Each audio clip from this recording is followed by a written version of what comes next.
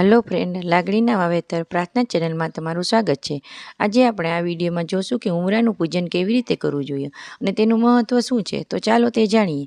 એ જાણતા પહેલાં તમે હજી સુધી અમારી ચેનલને સબસ્ક્રાઈબ ન કરી હોય તો કરી લેજો અને વિડીયોને લાઇક અને શેર જરૂર કરજો અને કમેન્ટમાં જય માં લક્ષ્મી લખવાનું ભૂલતા નહીં। વાસ્તુશાસ્ત્ર મુજબ ઘરનો ઉમરો ખૂબ જ મહત્ત્વનો છે। ઘરનો ઉમરો એ ઘરની પ્રતિષ્ઠા, વૈભવ અને લક્ષ્મણ રેખાનું પ્રતીક છે। પહેલાંના સમયમાં ઘરની સ્ત્રીઓ નિયમિત રીતે ઘરના ઉમરાનું પૂજન કરતી હતી। આ પ્રથા હવે ઘણા ઓછા સમયે સચવાઈ રહી છે।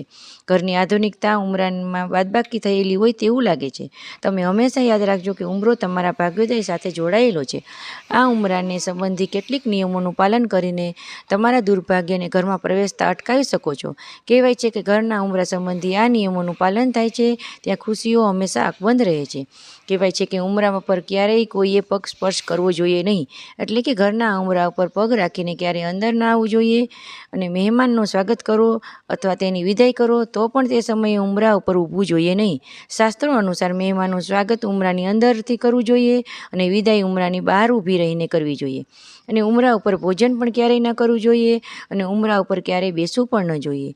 જો તમે આવું કરો છો તો તમે ગરીબીને આમંત્રણ આપો છો। ઉમરાને હંમેશા સ્વચ્છ રાખવો જોઈએ। યાદ રાખો કે ઉમરા ઉપર ક્યારેય ગંદકી થવી જોઈએ નહીં।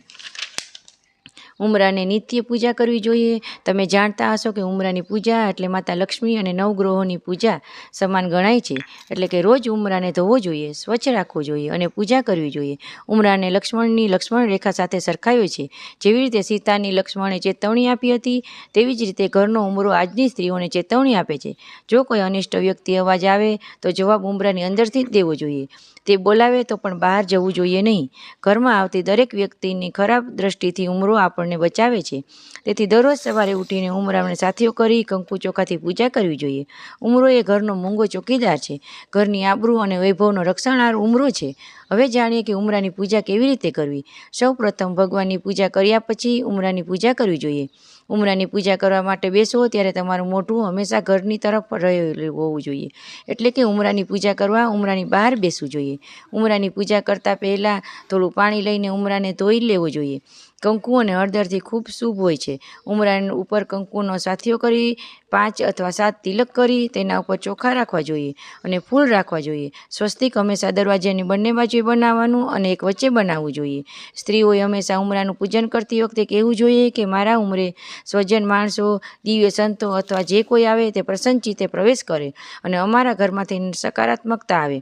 તો તમને અમારી આ માહિતી કેવી લાગી તે કમેન્ટ કરીને જરૂર જણાવશો। જય માં લક્ષ્મી।